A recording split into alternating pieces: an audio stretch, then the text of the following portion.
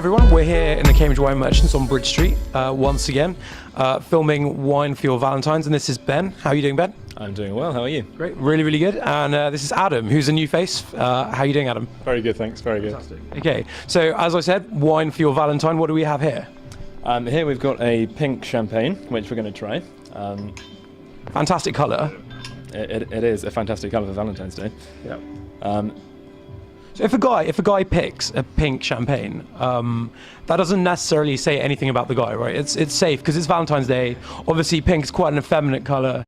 I'm trying to satisfy all of the people out there who obviously are, you know, quite massive lads. I think it's a safe thing to do. Okay. It's not pink as in the sense that Blossom Hill Rosé is pink. It's got bite to it. It's got a bit of tannin. Okay. So you're not going to look like a Mensa. What would you pair with this particular champagne then? I mean, with this particular rosé, as Ben said, it's not on the sweet side. It has some nice dry mineral bite to it.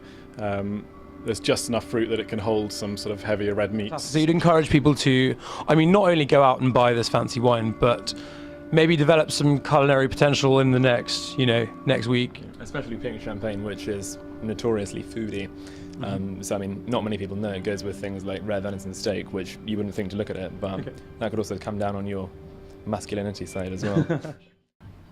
What can you detect there? Anything? Well, this is your second week. I know. I'm graduating from the school of Cambridge wine tasting.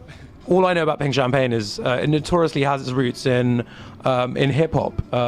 It's actually quite popular at the moment with artists such as Birdman. I'm not sure if you've heard of this particular character. He's a big fan of pink champagne as well. Is that right? Well, what an endorsement.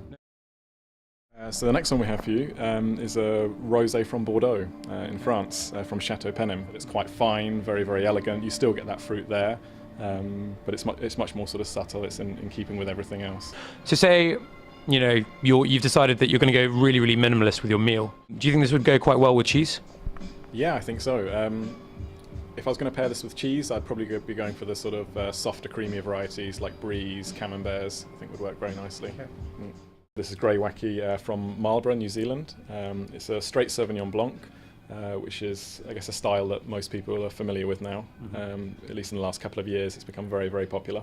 The thing that I think is really interesting about that is everyone drinks New Zealand Sauv Blanc. It's something that we're all really familiar with. Yep. You know, you go into a pub and you ask for the house white, it's more or less 90% of the time going to be New Zealand Sauv Blanc. So if you give it to someone, they're going to be impressed by it because it's obviously far and away better than the New Zealand Sauv Blanc that they drank in the Pickerel the night before.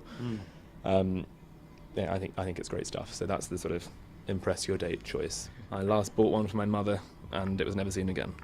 So it must have been good. Fantastic. Yeah. Did she not ask you for, another few bottles? She mentioned it. I pretended not to hear. Okay. Yeah. Save them for yourself. Yeah. Okay, last but not least, what do we have here, Ben? Okay, this one's a bit of fun. So again, continuing with the pink theme, it is an Edmond Briotet liqueur. Now, it's made from rose petals, so it's got a really lovely sort of quite sweet Turkish delight style smell. Really, really interesting stuff. Obviously, pink is guaranteed to impress, probably. You could stick it in the bottom of a gin and tonic. You could stick it in the bottom of a cheap carver. And either way, it's just guaranteed to make you have a bloody good time. Jazzes things up a little bit. Exactly. And also makes the drinks a little bit stronger, which that may be a priority for some people. Yep. Advantageous. You're sat there at the table, and your date is looking pretty comfortable, and you're about to serve this wine. You've probably got about a minute before she falls asleep. What are you going to do to perk her up at this key moment and actually sell this wine, sell the whole experience? I'd probably show her a coat and then the door, if that's the situation. I think the trick is not to oversell it because most people think that if you talk about wine a lot before you drink it, you come across as a bit of a douche, which is a shame. So I would probably say something like, it's pink and it's unusual. Tell them why it's unusual and suggest that that's why it's a great idea for Valentine's Day. Obviously you've got to dress to impress. Obviously, that's the key thing. That's true. Yeah. And get your food pairings right. Another key strategy. I mean, the whole package really. Yeah. Food pairings, lovely jacket. You'll be away. Fantastic. And if you buy all the wines, then you're guaranteed to succeed, probably. Yeah. Or she may throw up all over your clothes. But you've got to play it pretty fast and loose, right? That's the only way to do it. I don't know what that means. Exactly. So Ben seems to agree with what I've just said. Ben, it's been a pleasure. Thanks. Fantastic. Always great to see you.